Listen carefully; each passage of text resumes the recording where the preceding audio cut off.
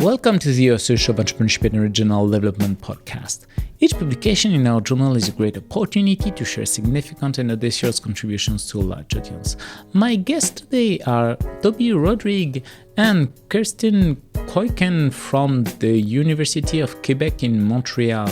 They recently published an article entitled Revealing the Research Potential for the Field of Cross-Cultural Entrepreneurship, Lessons from an Integrative Literature Review. It has been published in Entrepreneurship and Regional Development, a journal edited by Taylor and Francis. Tobi, Kerstin, welcome to our podcast. Thank you. Thank you very much. Can you tell us what is the origin of your paper? Why have you decided to address this particular topic? And what is the question you aim to answer? So the paper actually started 4 years ago during a seminar I actually took at the beginning of my doctoral journey. It was a seminar in anthropology. So nothing really to do with business at that point, but it was really a seminar to learn about cultures. And I am doing a thesis on entrepreneurship, and my main research and interest is the world of entrepreneurship. And so I was really curious to learn what was being done at that point in the world of anthropology and entrepreneurship. So basically, it was really to explore what was the literature intersecting culture and entrepreneurship. And so that gave kind of a very basic paper at that point. And I got to share a few ideas with Kerstin here, who I knew and who really works with cross-cultural management at that point, a number of years ago. So I knew she was really a good reference in that field. And so we started to talk, and she was like, oh, this is really interesting, looking at entrepreneurship with this cultural lens and understanding, how authors are addressing the topic. And so we started to talk. And so basically this little, very, very small paper written in a seminar, we started to expand, and we actually worked at that point together, and we produced a conference paper for IRAM in 2021. So that was like the next step of this actual paper, was really writing a conference paper and expanding on a few ideas that, were initially in my original manuscript, and adding also from Kerstin's perspective and expertise. And we got really good feedback during that conference. And again, it was during COVID times, so that was a virtual conference. So everyone was a bit outside of their comfort zones, but we were able to get a lot of interesting feedback and some validation on some few elements, and also some suggestions to kind of explore and expand. And with all that feedback, we kind of went back to the working table and really revamped our paper. And that's at that point that we decided, okay, let's really focus and do a literature review. So really take the time and work systematically and look at everything that has been done in this field of at that point, we were really calling it cross-cultural entrepreneurship. So really understanding, okay, how are authors looking at cultures around the globe and entrepreneurship. And so we really started to work systematically at that point on this paper. And afterwards, we had a few friendly reviews from colleagues at UQAM. And then we started to have a long process with ERD and its reviewers. We went through a number of rounds of reviews, but each round was really beneficial because we were able to, at each step, enhance and improve the paper. And so 4 years later, we published this summer. We were really excited, and it was really a lot of work, but a lot of people also helping out through the journey. So that's the story about this paper. What are the main contributions of your paper?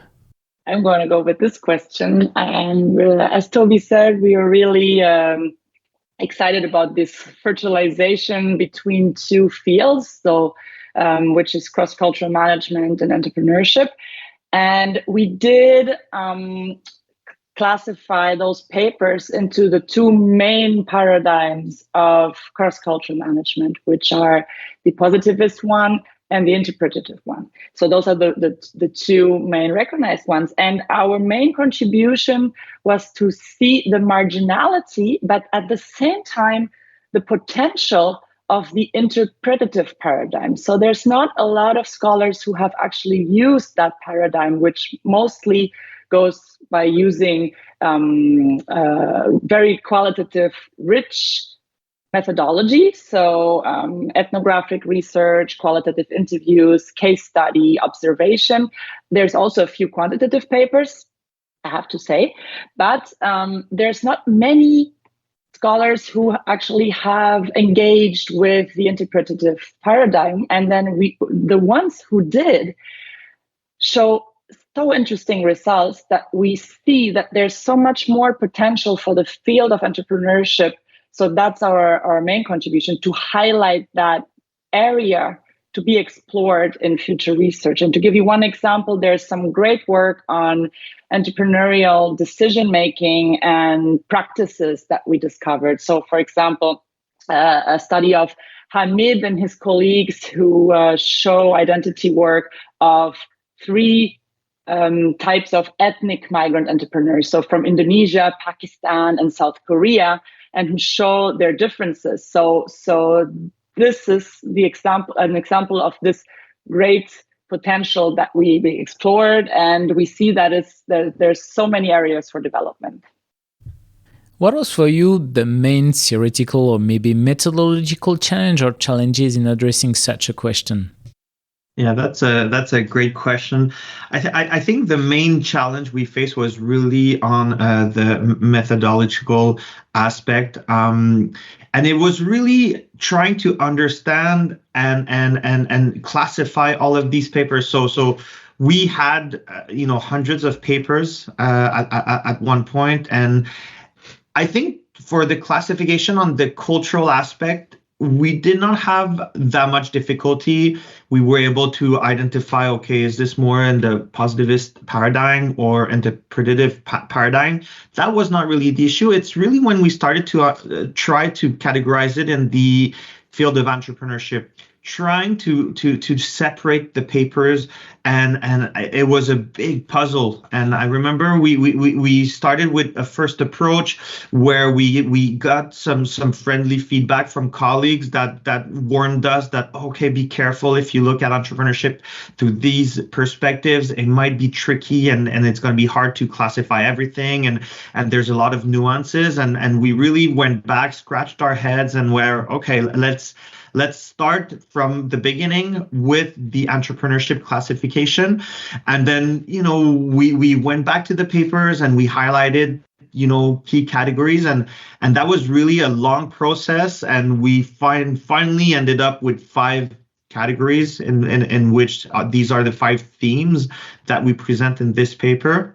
And these 5 themes are really look very nice and very distinct, but it was a long process to get to these 5 themes and clearly identify each paper within one of these themes. So that was really the main challenge, was really to identify, okay, what are the themes in the field of entrepreneurship that all of these papers fit into, or talk about or discuss, and we were able to finish with really interesting elements, but that was a thorough process that took a long time. During your research journey, what was your biggest surprise or maybe the most counterintuitive result? Yes, I like this question. I'm going to go with this one. It's for sure, it's a theoretical effort that we did. So there's not as many surprises as if we had done empirical work and field work, right? However, there is there was 2 things I would like to mention. The first one is we had an intuition that there was going to be more positivistic papers on culture and entrepreneurship, because we know this from other fields such as marketing, human resources. There's like a strong tendency to use Hofstede, which is one of the main authors in cross-cultural management, for comparative work. Now, we did not expect this number to be so high. We had about almost 90% of the analyzed papers that are situated in this paradigm. So when I say we saw that the interpretative one is marginal, well, it's extremely marginal. So that was the first thing. And the second surprise we had, that within these 10% of interpretative papers, there was a very big interest for networking practices. So, which led to the fact that we actually named it one of the main 5 themes that Tobi just mentioned before. So among the other ones being economic activity, then we have the student trades that are compared internationally, then we have the decision making and entrepreneurial intention, and then we have networking, and then we have all other practices. So between among all these practices, there's networking that attracted the interest of both paradigms, but the interpretative one being marginal, it was very interesting to see. So what is it that is so interesting about networking that attracts scholars? So there's 8 papers in total within this category, and half of them are in the interpretative paradigm, so 4 papers. And we find so nice, like I would almost say jewels of studies in there. So for example, a study of Estée 2004, who compares French and US networking. So, and who finds that when French entrepreneurs build their business, they build very different relationships from compared to US entrepreneurs. So the French are very much more on intensive ties and move slowly from one contact to the other and build stronger relationships. Whereas in the US, you have this multiple contact making and networking, which the author compares to the American sports. So there is this huge cultural background that is analyzed, and the other 3 papers also bring interesting results. So there's definitely something there that can teach us about networking, and then at the same time, this was a surprise. And then we were saying, so what about all the other practices? Are they also very well presented? And then the answer was not really. So the last theme that we identified, which is all other practices, there's 3 papers.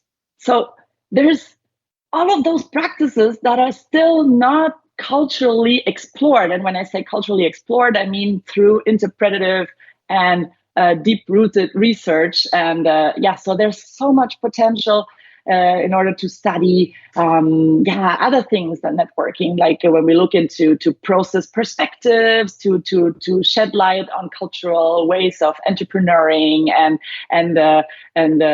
so we were excited about that, and we wanted to highlight that as an invitation for scholars as well to contribute to these areas and to use those interpretative approaches and to really also position themselves within this paradigm, and to say we are looking at culture from this or that perspective, and this is what we do in order to study practices. So for us, there's a huge research agenda that comes with this finding as well. What are the main implications of your work for entrepreneurs, managers, policymakers, practitioners in general, or maybe also researchers or scholars? Yeah, I can start, and then Kerstin, we can complement each other.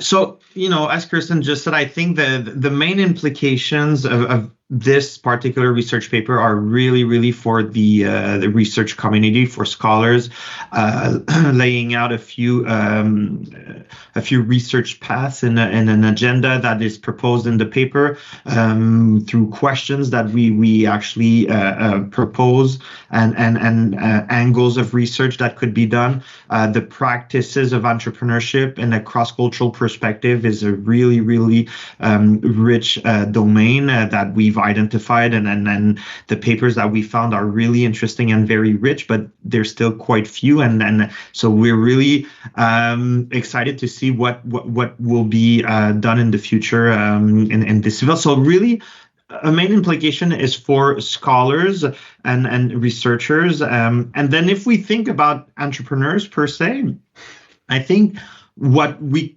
offer through this paper is really a bit of a roadmap of what has been done in terms of cross-cultural understanding of entrepreneurship. So entrepreneurs that are curious, that are dealing maybe with other entrepreneurs around the world, or who are interested in understanding a bit more on specific topics such as networking, and do not really know where to go and where to start in understanding and reading about this. Well, this literature review offers a few keys and a lot of the literature that has been done so far on these topics. So it's a bit of a one-stop shop for entrepreneurs who are maybe not as familiar with the academic world and go with these search tools for academic papers. And through this literature review, you can get a glimpse of what has been done so far in different cross-cultural perspectives, and from there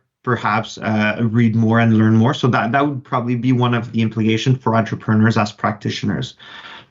Yeah, so maybe to complement what Tobi just said, I want to go back to the implications for scholars, but then also mention a few implications for entrepreneurs and for those who support entrepreneurs. So when it comes to scholars, what we find important is, and I think I've said it before, the explicit positioning when we talk about culture. What do we mean? Like the need to define culture and to not use it as a word to put all kinds of significant sense into it. So to really say, okay, so culture, what is it to us, and what is the paradigm that we position ourselves in? And we have analyzed the two main paradigms. There are other paradigms which we also discuss in our paper, and there's some future research that needs to be done on critical paradigms of culture, etc. So to really make the effort and say, we position our work in this and that paradigm to be